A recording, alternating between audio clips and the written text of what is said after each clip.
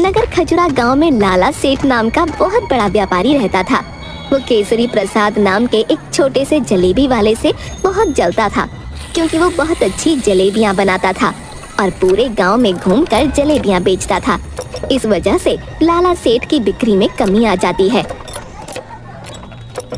ये केसरी प्रसाद पूरे गांव में घूम घूम कर जलेबियां बढ़ता फिरता है और यहाँ मेरी दुकान पर ग्राहक कम हो जाते हैं। इसे तो मजा चखाना ही पड़ेगा। प्रसाद सुनो,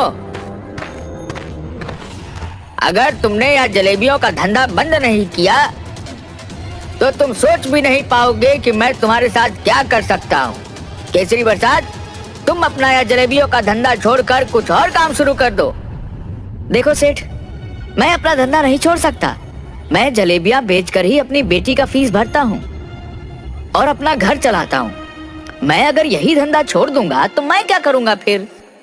अगर तुम्हें मेरे धंधे से कोई दिक्कत है तो तुम ही अपनी मिठाई का धंधा बंद करके कोई और धंधा शुरू कर लो। इस बात पर केसरी प्रसाद लाला सेठ और भी ज्यादा चिढ़ जाता है और वहाँ से चला जाता है। इस केसरी प्रसाद को अब मजा चखाना ही पड़ेगा। कुछ दिनों बाद, पिताजी, हमारे स्कूल में कल एनुअल फंक्शन है और सबका खाना भी वहीं पर होगा। अच्छा ठीक है मेरी राजकुमारी। हाँ, तो आप कल 4 बजे स्कूल में आ जाना। लाला सेठ का बेटा गुड्डू भी झुमरी के ही स्कूल में पढ़ता है, तो वहाँ पर लाला सेठ भी पहुँच जाता है। उसके आदमियों को कहलवा कर वो झुमरी के खाने में कुछ मिला देता है, जिस वजह से झुमरी बीमार हो जाती है। रात को झुमरी, पिताजी, मेरे पेट में बहुत जोरों का दर्द हो रहा है, और फिर वो उल्टी कर देती है। अरे बेटा, क्या हुआ? चल तुझे अभी डॉक्टर साहब के पास लेकर चलता हूँ। फिर केसरी प्रसाद झुमरी को अस्पताल लेकर जाता है। डॉक्टर साहब, इसे पेट में बहुत दर्द हो रहा है और इसे उल्टी भी हो रही है। इसके खाने में कुछ ऐसा आ गया है जिस वजह से इसके पेट में दर्द हो रहा है। डॉक्टर कुछ दवाई देता है। फिर झुमरी 4 दिन तक ठीक नहीं होती और बिस्तर से उठ नहीं पाती। न जाने मेरी बेटी को क्या हुआ है, 4 दिन से बिस्तर से उठ ही नहीं पा रही है। तभी उसके पास से एक पागल धक्का मारकर निकलता है। अरे भाई, जरा देख कर चलो।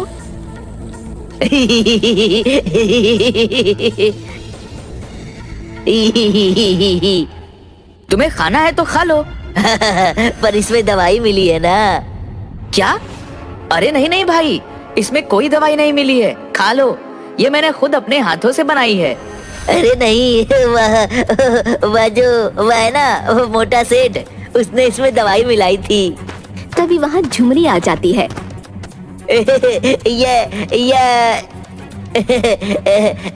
इसी ने तो मिलाई थी ना उस दिन। क्या? किसने मिलाई थी दवाई? उस मोटे सेठ ने उस दिन मिठाई में कुछ मिला दिया था। लाला सेठ, अपने घर से बाहर निकल। अरे क्या हुआ केसरी प्रसाद, कोई दूसरा धंधा करने के लिए पैसे मांगने आए हो क्या? चलो देर से ही सही, पर तुम्हें अकल तो आई। और फिर केसरी प्रसाद लाला सेठ को एक थप्पड़ मारता है। दोनों में कड़ी हाथापाई होती है। फिर हाथापाई में लाला सेठ केसरी प्रसाद के पेट में छुरा घोंप देता है और केसरी प्रसाद की जान चली जाती है। गांव के सभी लोग ये होता हुआ देखते हैं, पर कोई भी लाला सेठ के खिलाफ गवाही नहीं देता। झुमरी अनाथ हो जाती है। उठो बाबा, मुझे कंधे पर बिठाओ ना बाबा, उठो, अब मैं क्या करूंगी आपके बिना। वो बहुत रोती है, पर उसके पास कोई नहीं होता। वो बैठी हुई उसके बाबा की कही हुई बातों के बारे में सोच रही थी कि कैसे उसके बाबा उसे प्यार से अपने कंधे पर बैठाकर मेला घुमाने ले जाते थे और जलेबियां खिलाते थे। ये सब बैठकर वो सोचती रहती है। फिर झुमरी बड़ी हो जाती है। झुमरी एक दिन कुएं से पानी भरने जा रही होती है। तभी लाला सेठ की नजर उस पर पड़ती है। वो उसे गलत नजरों से देखता है। झुमरी के पास उसे हाथ लगाने के लिए बढ़ता है। तभी झुमरी उसके सिर पर पानी का घड़ा फोड़ देती है। वहाँ खड़ी सभी औरतें ये देखकर हंसने लगती हैं। अरे वाह रे झुमरी, अच्छा हुआ, इसे तो ऐसे ही मारना चाहिए। फिर सभी औरतें मिलकर उसे मारने लगती हैं। इसे तो ऐसे ही मार पड़नी चाहिए। अरे वाह, मोटे सेठ को माल पड़ी, माल पड़ी। मोटे सेठ को माल पड़ी, बड़ा मजा आया। झुमरी, तुझे तो मैं छोड़ूंगा नहीं। अरे चाचा, नहीं तो और भी मार पड़ेगी। लाला सेठ कुछ बड़बड़ाते हुए वहाँ से निकल जाता है। अगले दिन गांव में फिर से वही पुरानी जलेबियों की खुशबू आने लगती है। वही पुरानी प्रसाद काका की जलेबियों की खुशबू। फिर वो बाहर निकलकर देखता है तो झुमरी जलेबियों के ठेले पर जलेबियां लेकर बेचने निकलती है। देखते ही देखते झुमरी की बहुत सारी जलेबियां बिक जाती हैं। अरे वाह बेटा, तुम्हारी जलेबियां तो प्रसाद की जलेबियों से भी बहुत स्वादिष्ट है। अरे वाह जलेबी, मैं तो आज जलेबी खाऊंगा। जलेबी ई ई ई ई ई। और अजीब तरह से जलेबी खाने लगता है। खाते खाते उसे लाला सेठ दिख जाता है तो वो लाला सेठ के ऊपर जलेबी फेंक देता है। बिल्कुल इस तरह फेंकता है जैसे किसी कुत्ते को रोटी डाल रहा हो, और कुत्तों की तरह हाथ करके। तुझे भी जलेबी खानी है? लाला सेठ गुस्से से वहाँ से निकल जाता है। झुमरी के ठेले पर बहुत भीड़ आने लगती है और ये सब मिठाई वाले लाला सेठ को रास नहीं आता। वो कुछ गुंडे झुमरी को उठाने के लिए भेज देता है। आज तो वो झुमरी मुझसे नहीं बचेगी। जैसे ही वह आएगी मैं उसे भी उसके बाप के पास पहुंचा दूंगा। बहुत हवा में उड़ रही है ना। तभी वो दोनों गुंडे पिटी हुई हालत में लाला सेठ के पास पहुंचते हैं। अरे तुम्हारी यह हालत किसने की? और किसने लाला सेठ? उस लड़की ने जिसे आपने उठाने के लिए भेजा था। वह तो बड़ी ही टेढ़ी खीर निकली। मैंने तुम दोनों को एक लड़की उठाने के लिए कहा था। तुम दोनों से वह भी ठीक से नहीं हुआ। अब जाओ यहाँ से और मुझे अपनी शक्ल मत दिखाना। पर ये झुमरी इन दोनों हट्टे कट्टे पहलवानों को कैसे पीट सकती है? फिर उसे याद आता है कि उसने उसकी भी हालत खराब कर दी थी। वो सोचता है कि झुमरी को मजा चखाना ही पड़ेगा। एक दिन झुमरी जलेबी का ठेला लेकर गांव में बेचने जा रही थी। तभी लाला सेठ उसकी गाड़ी को झुमरी के ठेले के आगे रोक देता है। झुमरी उसका ठेला रोड की दूसरी तरफ ले जाने लगती है। फिर लाला सेठ उसकी गाड़ी को और आगे बढ़ा लेता है और झुमरी को नहीं निकलने देता। फिर लाला सेठ गाड़ी से बाहर निकलता है।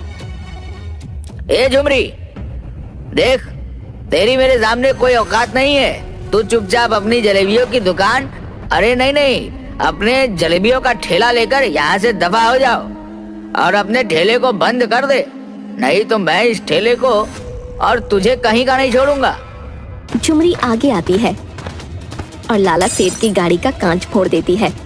अब देख, तेरी गाड़ी की औकात तो मेरे ठेले से भी बदतर हो गई। और उसके मुंह पर पैसे फेंककर, ये ले पैसे और जाकर अपनी गाड़ी ठीक करवा ले। और अगर चाहिए तो मुझे बोल देना, टिप भी ले ले, काम आएंगे।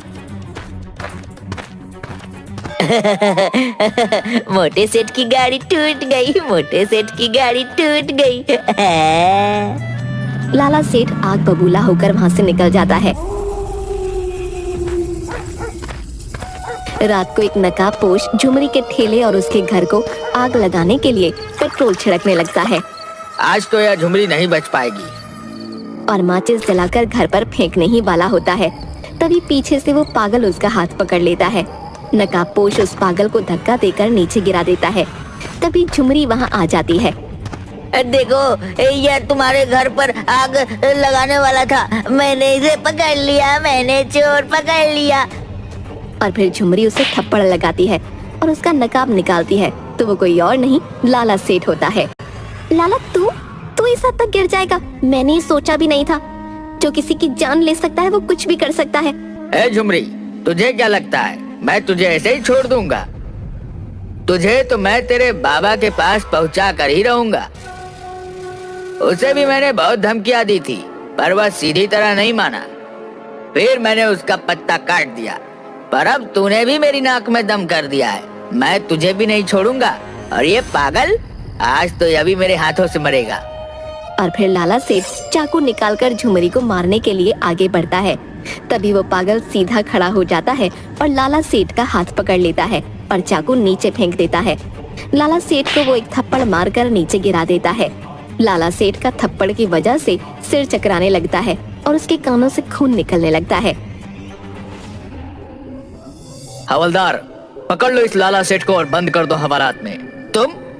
तुम ठीक कैसे हो गए? और ये सब क्या नाटक लगा रखा है? ये कोई नाटक नहीं है लाला सेठ। तुझे पकड़ने के लिए मुझे पागल बने रहने का नाटक करना पड़ा ताकि मैं तुझे रंगे हाथों पकड़ सकूं। ये देख, तेरे किए हुए सारे गुनाहों के सबूत, ये फोटो। हाँ लाला सेठ, तुझे क्या लगा था मैं अकेली हूँ? मेरा साथ देने वाला कोई नहीं। जब तूने मेरे पिताजी को दुकान बंद करने के लिए धमकाया था, तब मैं अकेली बगीचे में बैठी हुई रो रही थी। तब इंस्पेक्टर जुगनू मेरे पास आए और मुझसे पूछा, अरे क्या हुआ गुड़िया रानी? कुछ नहीं, वो मोटा मिठाई वाला, वो मेरे पिताजी को रोज धमकाता है और उन्हें जलेबियाँ बेचने के लिए मना करता है। उस मोटे सेठ की वजह से मेरा भी कोई दोस्त नहीं बनता। अच्छा, तो आज से मैं तुम्हारा दोस्त, पर तुम्हें उस मोटे सेठ को पकड़ने में मेरी मदद करनी पड़ेगी। तभी से मैं पागल बनकर तुम्हारे खिलाफ सबूत इकट्ठा कर रहा था। फिर कुछ दिनों के लिए काम की वजह से मुझे बाहर जाना पड़ा, पर जब मैं गांव में आया तब मुझे पता चला कि झुमरी के पिताजी की किसी ने हत्या कर दी, पर तुम्हारे खिलाफ किसी ने भी गवाही नहीं दी। तभी से मैं झुमरी की मदद करता हूँ, और तेरे उन भाड़ों के गुंडों से भी मैंने ही इसे बचाया था। और फिर इंस्पेक्टर जुगनू लाला सेठ को जेल में बंद कर दे।